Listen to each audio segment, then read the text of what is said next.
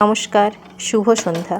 এই যে দেখুন, আজকে সকালে এটা বানিয়েছিলাম ধোসা আর টক ডাল।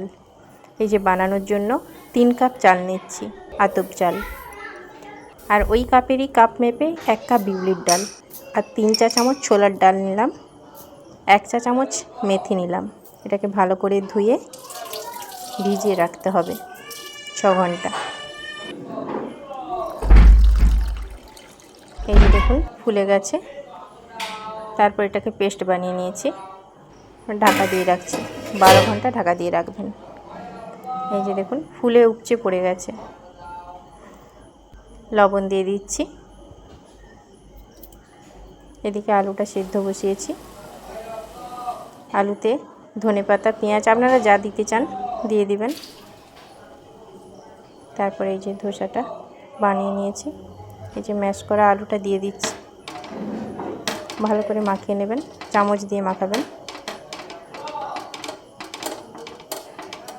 দিয়ে হালকাভাবে মুড়বেন, নাহলে ভেঙে যেতে পারে। এদিকে অড়হর ডাল নিয়েছি, এটাকে প্রেসার কুকারে সিদ্ধ বসিয়ে দেব। আর এদিকে বাড়িতে থাকা যা সবজি ছিল সবই কম কম দিয়েছি। আপনাদেরও বাড়িতে যা সবজি থাকবে তাই দিয়ে বানাবেন। টমেটোটাও দিয়ে দিলাম। ডাল যেভাবে বানায় 5 ফোড়ন দিয়ে আর শুকনো লঙ্কা ফোড়ন দিয়ে সবজিটা একটু নেড়ে ডাল দিয়ে দিলাম। লবণ আর হলুদ পরিমাণ মতো দিয়ে দিচ্ছি। এদিকে তেঁতুল গোলা জল আছে, ডালটা ফুটলেই দিয়ে দেব। এই যে দিয়ে দিলাম, ডালটা ফুটছে।